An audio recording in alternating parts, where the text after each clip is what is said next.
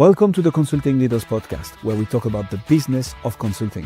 Whether you're looking to grow your practice or learn from the stories of leaders in consulting, you're in the right place. I'm your host, Guillaume Jouvencel, ex-PwC and co-founder of GHA Marketing. Join me as I interview the best consultants in their niche. Let's get on with the show.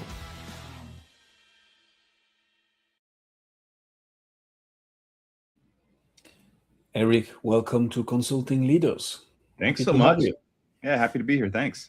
I'm going to try to stay focused and, not be distracted by the awesome countryside view that we have from your background. I miss it. Keeps me grounded. I bet. Eric, what got you into consulting? Give us the background story. So it was circuitous for sure. Right. So I owned restaurants for years, but I was raised by a consultant. So my father was a international OD consultant working in Sweden and Zimbabwe. So I grew up with it. I joke that a lot of my leadership philosophy came from being a little kid, and back when copy machines didn't collate, I was my dad's collator. And so I think I absorbed all of the stuff. And so when kind of restaurant career was we're kind of closing things down, it was like 3 o'clock in the morning one night. I decided I had one kid, another kid on the way. I was working a ton. I was like, I think I want to do something different. So I was 37, decided to go back to school to get my PhD with the idea of both kind of being in the classroom and consulting. And that was kind of the direction to it. Why leaving the restaurant space? It's long hours. It's a lot of work. And not that what I do isn't a lot of work, but it's a lot of moving parts. I'd done it for a long time. I was good at it. But again, being able to know that I was going to be able to spend more time with my kids and looking for something that I knew, because restaurant it's so tenuous, whether it's, success and whether you're going to make money next year or not. And so I decided to do something that was going to be a little more secure and that I could hang out with my kids more. So it's so funny because coming from PwC, when I hear someone saying, "Oh yeah, I left whatever I was doing before to become a consultant because of long hours," I was like, "Did I have the same experience as you?" But fair enough. Yeah. So tell us a bit more about the problem that you're solving now. What is it that you help people achieve, Eric? So I do kind of two big buckets. I do a lot of just straight up leadership development training. And in there, I really look at kind of transitions. So brand new managers, what skills do they need? How can I help them really get into that role? What challenges they face? Then that next move where you take what are supervisors and moving them into, instead of leading people that are on the ground, to leading people that are leading, and what are those challenges, help them overcome those. And then at the higher level, it's mostly around kind of how can I help kind of higher level leaders build their team, manage their team, and really develop their teams.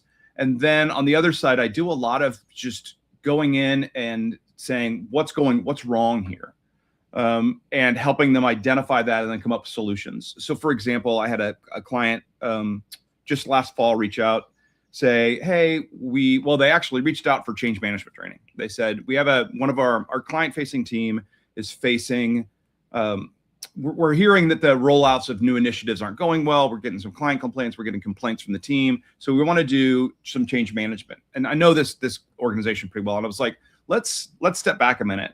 And it might not be change management. Like, let's talk to the people and find out what's really going on. And so I took some time to really identify, kind of chatted with, did interviews with most of the members, talked to leadership, and watched some of the meetings. And what really came out of that was that it wasn't change management. The team itself was like, why are you talking to us about change management? We know change management. 2 of them are Prosky trained. And what it really was is that the organization has this, it's a good value, right? Progress over perfection, but it had been translated into people saying, we're flying the plane, we're building it as we fly it. And so really getting at what needed to happen was figure out what launch ready looked like for that team, help them figure out what kind of shadow work had been happening, because things were rolling out. somebody in this region was doing it this way. Someone in this region was doing it another way. So what I talked to them, I was like, let's do this. Let's get the team together. Let's emerge shadow work for a part of the day. Then let's do a bit of work to figure out what launch ready looks like. Then we can do some change management and use the analogy, the cake needs to be baked, but you can decorate it as you go, right? And so let's train them how to decorate the cake and then go back to leadership and say, here's what the team says they need. And then develop from there. That way the team feels like they've got a voice. And so I do a lot of that kind of stuff, just like what's going on and then how do we adjust it, which is fun. It's problem solving.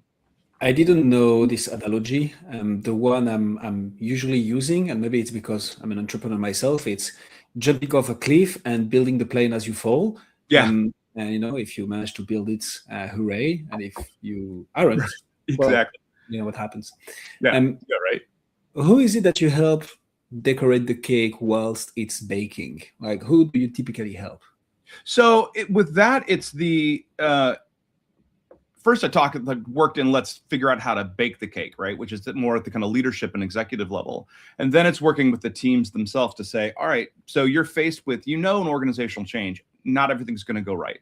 That clients are going to react differently. That some situations are going to call for some tweaks. So how do we manage ambiguity? How do we think critically about what the intention is? How do we solve those problems? And so I sit down with the team and talk through what are some of the things that emerge? What are some ways to step back and do really think about the data that we need to solve the problem? And then what do we do when we have ambiguous data and creating systems, but also creating kind of a solution-based thought process. This is a lot of what I do for those types of groups. Who makes the decision of hiring you? Is it those groups directly? It's typically director level or higher. So I've got a couple organizations that the kind of C-suite knows me and loves me and brings me in, but then I've got a number of other groups where HR. So I do a lot of work with. I'm in Santa Barbara. I do quite a bit of work with the city of Santa Barbara, and I've got some people in HR that are like, "Oh, this is a problem. We should call Eric on." And so it really varies. It's rarely at the team level, unless it is that team is like director level or above, because they just don't have the authority to pull the trigger on kind of the cost of something like that, really. Yeah, that does make sense. Do you have a specific industry that you typically help? Actually, private, public institutions. No, I'm lucky enough that I don't. So like right now, I've got three things going. One civic, one is with an aerospace company, and one is with a large NGO. Okay. And so it really varies. And so what's interesting, Santa Barbara, we've got, I don't do a ton locally. I'm trying to do more locally, but we've got a really big tech industry in Santa Barbara. Obviously, everybody's got, civic organizations, but we also have more nonprofits per capita than anywhere else in the United States. It's because there's a whole lot of people here with money that are like, what am I going to do with my money? I'll start a nonprofit. And so locally, there's a lot of like a real varied mix. But then a lot of it is because a lot of my stuff is inbound. I think we get to this here in a little bit, but because of all the stuff I've got on LinkedIn Learning and Coursera, my stuff is inbound. So I'm not choosing. A lot of times I'm not like out there going, hey, I want to work with this industry. It's people reaching out to me. And so I think that's why it's as varied as it is. That's interesting. Yeah, I mean, civic, aerospace, and NGO is literally like the three extreme opposites. Exactly. Well, at the end of the day, leadership is leadership, right? And yes, there will be context, industry-specific aspects that you want to take into account, but people are people. Yeah. Which is one of the tricky parts there, because when you're talking to, I do a lot of work with engineers. I love working with engineers because they're solution-oriented, but talking to them is different. Talking to nonprofit and nonprofit and for-profit and civic leaders are different. Like when talking to civic leaders, you've got to acknowledge that they can make decisions, but like if a CEO makes a decision, that's the decision. If the city administrator makes a decision, it might not be, right? City council can say no, the public can say no, the state can say no. And so you definitely have to acknowledge those distinctions and how kind of power and position play into it and influence. So that's a really interesting thing, but it makes it more challenging. I think it makes it more fun. Do you see civic versus private versus NGO? Which one is the most aware that they need great leaders? That's a good question. I think nonprofits understand it more, and their view of what good leaders I appreciate more. They're much more attuned to we need servant leaders. We need leaders that aren't just like I'm the law, it's me. I think nonprofits, I think for-profits oftentimes see they need leaders, but what they think a leader is sometimes skewed, right? They're like, we need somebody that's going to be Steve Jobs. And I was like, really, the only person that can be the only person that can treat people like Steve Jobs did and still have a great team is Steve Jobs, right? It's because he was a genius, right? It wasn't because he treated people well. People were around him because he was a genius.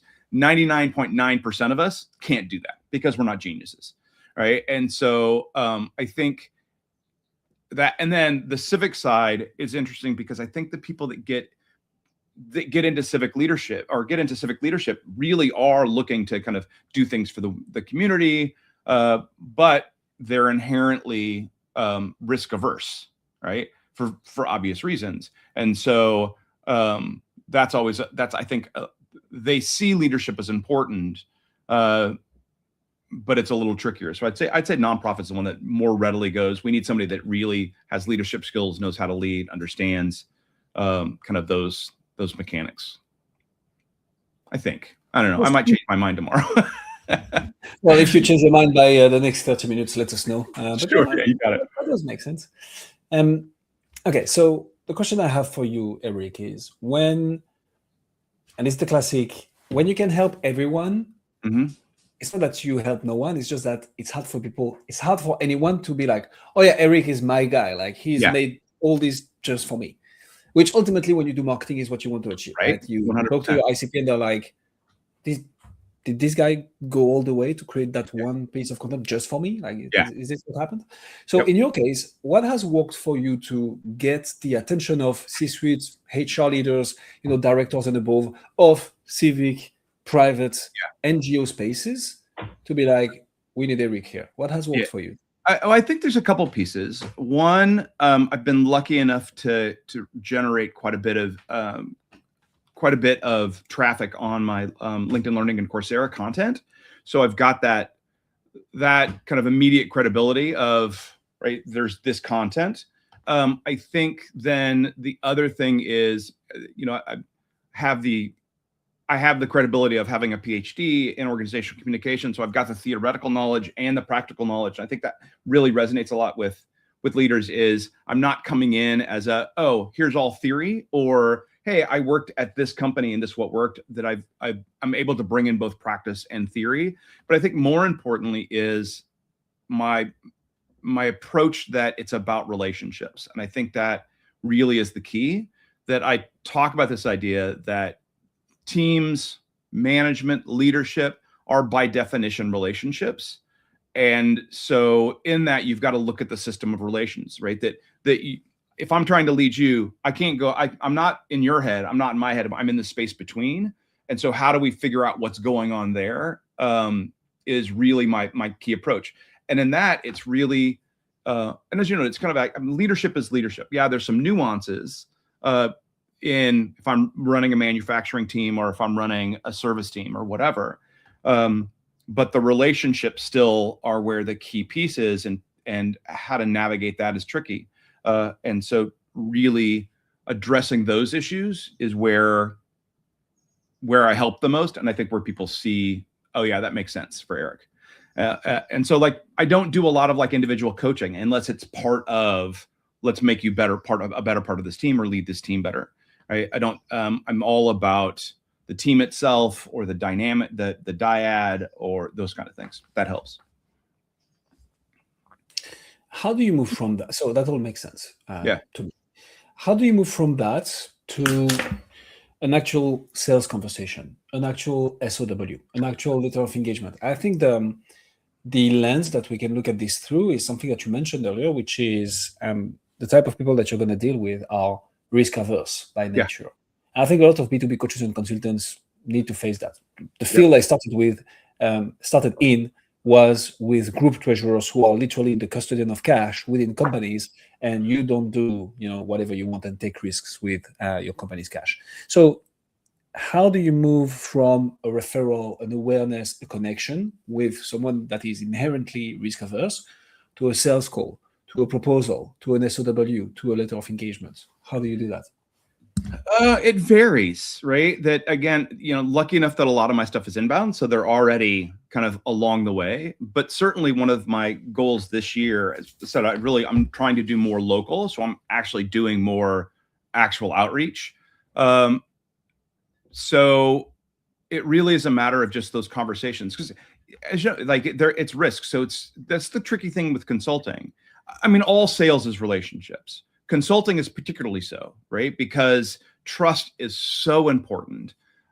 And frankly, a lot of people have, you came from a big house, right? A lot of people see consultants as, oh, they're just here to get money from us, right? And so really making it about the relationship and building that trust. And so I really play the long game. I have conversations. I'm engaged in a variety of communities.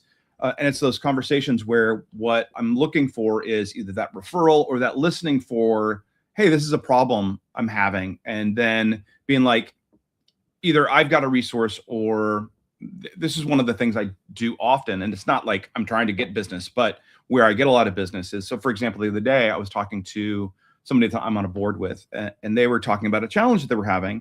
And I was like, it's not an area I work in, but I've got somebody that I think would be really great to help you out. Right. And so then they worked it out. And then the next time, this guy's Michael's his name. This was, I guess, a couple months ago. And then Michael was like, oh, but knowing that I'm willing to give stuff to somebody else, he came to me with a problem that he thought I could actually solve, because he knew that I had their best interest in mind. And so it's really that. I mean, it's tricky. I think that's one of the problems I see a lot of young consultants do, is they go straight for the, I'm going to solve your problem. Right. And until they know you and trust you, it doesn't matter. And I think that's actually a problem with a lot of consultants generally too. They go in and they're like, oh, here's what your problem is. I'm going to solve it, without stepping back and going, let's get the data to really make sure that's your problem. I don't know if that really answers your question. So I could probably get a lot more business if I did push for that close, but I think I would have the relationships I have with my clients wouldn't be as great. Okay, so you're not making my job easier, Eric, because you're giving me so many things to follow up on, but I love this. So first of all, people having the feeling that big consulting firms are just here in for the money. I don't know what you're talking about. So I have particular admiration, is maybe not the term, but like respect for people who stay in the same industry for many, many years. Yeah. Because they figured out a thing or two. And I think what you're just alluding to is, when you're starting out, you'd probably just take anybody with a pulse and a credit card. Yeah. And the pulse is optional. And to be quite frank, when you're starting out and like you're just trying to put food on the table, taking the extreme side of this, I mean, somehow I could understand it and might have been guilty of doing this in the past as well. That said, once you understand that, well, you've satisfied your basic needs, and then it's like, okay, do I want this to be a long-term thing? Do I want this to be valuable to someone else to potentially buy it? Or do I want to be able to do this for the next decade, not like month? Then you start seeing it as a long-term play, where not closing a deal now could mean that you close it in 6 months. And once you close it, you have a much higher retention rate and satisfaction rate, which means more referrals, more compounding, more business, and so on and so forth. Right, 100%. One of the things I'm going to pick your brain on, Eric, is it's because it's a question I'm asking myself right now as we grow and scale. I've read this email from the newsletter from my mentor, which said when you start scaling a sales team, you have to create the environment in which someone can sell your products without the authority. For me, it's easy, and I feel you have the same situation because you have the PhD, the experience. Like, obviously, people get into a call with you, they see how you can help. How would you go about having someone sell your service for you without damaging the brand? That's so tricky, right? Because no one's going to sell it quite like you are. Of But course. but the interesting thing there is there's a lot to be said. It goes back to Cialdini's kind of persuasion principles, right? There's something to be said for somebody else going, you should hire him, right? There's some power in that that I can't have as you should hire me. So there's actually kind of there's some benefit to that. I don't use it much. I do have some people that I do like partnerships with that some of the work I get is you should hire Eric for this. I haven't got to the point because I balance, I'm a professor and a consultant. And so, I don't want to flood the book. All right. So I'm measured in my growth. At this point, I wasn't, as you noted early on, I was like, sure, I'll do that. What is that? But yeah. But I think there's some power in having somebody else help. Now, the trick is, I think making sure they really understand that it's values, vision, and mission, right? If you for yourself, like what consultants are working with our companies on, right? Have really solid mission, vision, and values, and that's you'll give your team some guidance. Same thing for us. Like if we've got a salesperson out there, they've got to know, right, that these are the boundaries. These are the values I want you to make your decisions on. This is what we're trying to accomplish. And that gives them, oddly enough, giving them that lane gives them freedom and keeps them aligned to kind of your decision where they're not selling to, they're not going to try to upsell something that a company doesn't need. And I know a ton of great, like honest, consultants at the big houses. I think it's mostly people's perception of the big houses, to be honest. But yeah, And so early on, fully, it's a matter of I just got to stake stuff. But then as we grow, once we bring somebody on to sell for us, there's that advantage of, hey, this person knows what they're doing. You should hire them.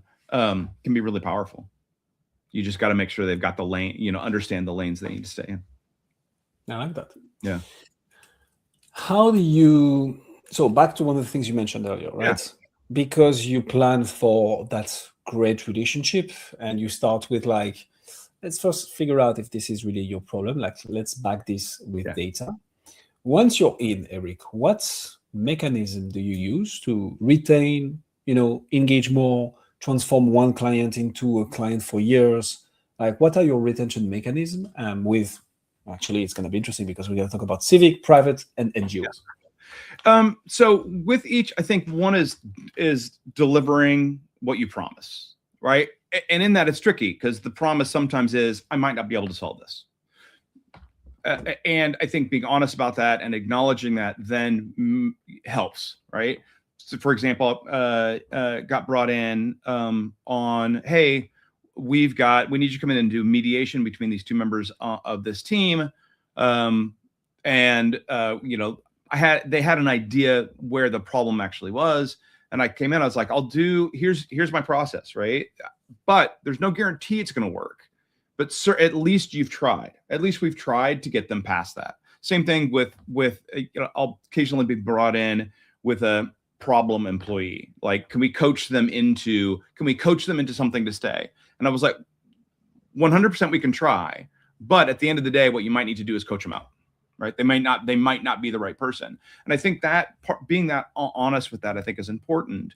And then delivering and then checking in, right? And saying how I think. So I typically will build in, like if I'm doing, this process I'm in the middle of now that I'm going to be delivering soon, right? I've got to, like at 6 months, check in and go, let's check and make sure everything's still working, what's not working, et cetera. And then, with small teams, small companies, I might not do something but once every year or so, or a couple of years, right? As problems emerge. But with really big companies, really big organizations, I may, like with the city, I did something with finance, and then HR had something they needed to resolved, and then I'm doing something for the water district, right? And so that's part of it. You deliver, you check in, you give them KPIs. Like I always do a survey, here's the net promoter score of that activity. And if it's poor, be open and honest. I'm like, here's why I don't think that worked, and here's what we can do different or whatever. I think that's a big part of it. But my dad used to joke the job of an OD consultant is to work ourselves out of a job, right? Ideally, you get to you get an organization so they don't need you, which is fine as well, because then what they're doing is referring you. But we also know, dysfunction creeps up. All organizations are heading towards entropy at some point. I agree. And so it's interesting. The way I've seen this kind of play out back at PwC, Big Four, is you would come in for the strategy, obviously, on the very specific topic that you consult on. Yeah. But then you would offer support with the implementation as well, which not all the firms do, but that's an option to keep the engagement going. And then if you have that capacity, place in someone who is external kind of interim person, but at the rate of a consultant, so you're able to charge them a lot of money. But since they've worked on the strategy and the implementation, probably the junior or senior consultant staff, this is also an actual mechanism to get more business out of one person, while still delivering value, obviously. Yeah. Let me throw a little bit of a curveball at you, Eric, because you've had it easy during this interview. When you go on holidays, you go in that fantastic countryside in Sweden. So let me make it a bit harder for you. What's your number one challenge in your business right now? Getting the time to focus on. So as a solo, I've got a couple people that work for me, but mostly just on kind of social media and that kind of side. Being a solopreneur, right? So a solo, finding the time to continue to fill the funnel, right? Again, I've got some benefit. I've got enough stuff out there, but to strategically do it takes time. I'm trying to actually, to your point early of the early consultants just take any job. It's the way my website is. I can do this, right? And because I did it when I first launched back years and years ago, and I'm really working, and now I'm much more specific about I can do all of that, and I do occasionally, but where I'm focusing is these things. And so I'm trying to find the time to redo my website using ChatGPT, which is amazing, and it's looking great. But it's that classic problem of let's fill the funnel. Oh crap, I'm really busy, and then I'm not taking time to get new work, and then all of a sudden, things have slowed down. What do I do? So it's that's what I'm wrestling with right now. And thankfully, right, it is pretty my work is steady. I have capacity to do quite a bit more if I could be more strategic about it. I could make that work be higher value, if that makes sense. No, it does 100%. I think so. Thanks for sharing this, first of all, Eric. I think at the end of the day, and that's the. I mean, I don't know if it's a funny thing to see, but it's an interesting aspect of the business of consulting is that feast and famine cycle. Yeah. Just because inherently, us walking knees deep into whatever delivery work that we're currently working on is what makes us a good consultants. We get rewarded for this. So obviously, when you spend 40, 50, dare I say 60, 70 hours on a specific delivery for a specific client or a couple of clients, then the very last thing that you want to take care of at the end of this week is to go about marketing, record some content, do some dances on TikTok and whatever, rocks your boats. So fair, that does make a lot of sense. On the other side of the coin, what's the big opportunity that you see in your space? And I'd like to make this tactical. So what's the big thing that you see that's going to be beneficial for your space in the next, let's call it 6 months? I think one thing that's interesting that I've been doing more thinking on, there's obviously a ton of people doing this. I don't know. Do you know the name Dave Burse? He's a top LinkedIn learning guy. He's out of London. He's top LinkedIn learning guy in AI training, globally known in that space. But I've done a little bit of stuff on his. He's got a learning platform that I've done a couple of videos on. But I was talking to a couple of people locally as well. And I think one of the interesting opportunities is AI, obviously, which is everywhere. But it's not just that. It's the idea that I think so many people are missing the fact, so many organizations are missing the fact that AI is change management. That they're just we're going to do AI and not putting the lens of we need to manage this as a change management initiative, right? Because it's all of those same fears of any change, right? Loss of responsibility, loss of identity, loss of control, that, we're thinking, oh, we're going to, organizations are like, we're going to make this easier for people. And then people are freaked out about it, don't know how to manage it, don't know how to use it. And then, organizations are confusing about it. They're saying use AI, but don't use AI. I think that's a really big opportunity, is helping people navigate that as organizational change. And then I think helping teams on the back end of that, as teams start reshuffling, because companies are cutting people or moving people, helping them navigate how to reform those teams and build the relationships needed after that. I think there's another big piece. Eric Zackrison. Am I pronouncing that properly? Yeah. Zackrison. The son of Zackrison. Here we go. Ladies and gentlemen, Eric, if people want to find out more about you, see what you do, where should they go? LinkedIn's a great place. I've got a ton of contacts there. And then effectivenessconsultants.com is my website, which hopefully will be revamped entirely by the end of February. But everything's on there. Yeah, exactly. You can see everything I've ever done there.